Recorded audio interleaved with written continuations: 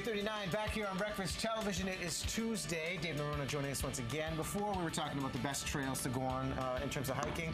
Now we're talking about the tools we need to make sure we're safe along the way, and we're going to start with the essentials. Right, and this is what we call the 10 essentials. And if you go on to adventuresmart.ca, they have this listed actually for every sport, but for hiking.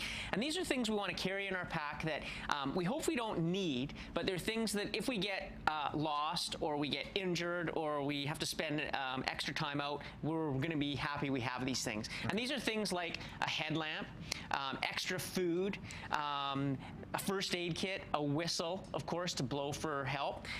Things like a toque. Even on a hot day, if it starts to rain or cloud over, or you're going to spend a night out, a toque is one of the best items that you can have because it's going to keep your body warm, your temperature in, and keep you a little bit warmer. You're still going to be cold, but you're going to be able to survive. Well, a lot of the body heat is expended from the neck and the head, correct? That's right. So that's why a toque is so good. And these things are really light. They're not very expensive, and you'll find everybody has their sort of favorite little thing that they want to carry that is bomb-proof.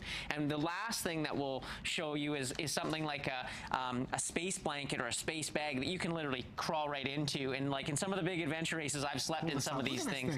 So you know, it's not gonna keep you toasty warm like a sleeping bag, but it'll enable you to survive a night out if the weather turns really bad or you do get lost. Yeah. Now the footwear is so important in terms of the trails and degree of difficulty. Take us through what we need to look for when we're buying these shoes. Right, and Merrell is a brand that's been known for a long time for great hiking and trail running. This is what I prefer, is to go always really light, and you want to make sure that you have strong ankles, and you do a lot of hiking if you're going to wear a shoe like this to do the grouse grind or other short hikes. And then as we move up the scale, these shoes get stiffer. They get the nice thing about these is they all have a vibrant sole, and what that does is it actually grips the rock, the root, especially when they're wet, so it's going to allow you to the boot or the shoe to actually grip the terrain better. And a lot of them also you can now get with Gore-Tex in them. So what that means is you can literally step in water up to here and your foot will not get wet. And this is great as we work into fall, of course, with the wet weather coming and all that sort of stuff. So you can use these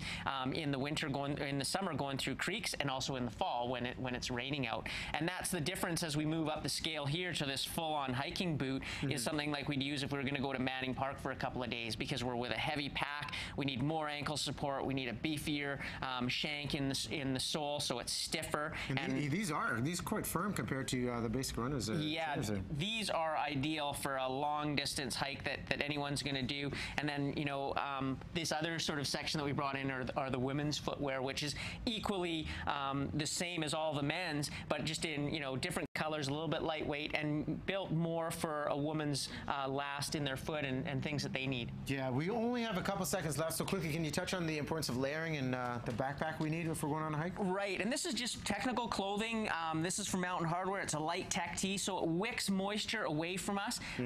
Columbia, also a great brand. All these you can get at local stores around here, like Coast Mountain Sports and other places like that. And of course, a backpack to keep all your things in. And of course, the number one thing I always take is a bomb-proof jacket. And hopefully, again, you won't need it on a nice warm day, but if you do have to spend a night out or you do get lost, or if you come across someone else injured, you can hand them their jacket and keep everyone safe while they're out on the trails. And typical cost for an essential kit when you're hiking? Between $60 and $100 for the essentials. Hiking shoes, you're looking at $80 to $150 for a good hiking or running shoe that's going to last a long time. And very similar with the clothing. It's not too expensive to outfit yourself, and this stuff lasts for a long time, especially if you take care of it. A nice favorite trail to go on? My favorite trail is Norvan Falls in Lynn Valley. Lynn Valley. Yeah. From the expert himself, Dave. Thanks for coming. Yeah, thank you very much. All right, you're all equipped to go on a hike. We're going to take a break here at Breakfast Television. Traffic details coming up after, and Facebook will play that in the next 10 minutes. Stay tuned.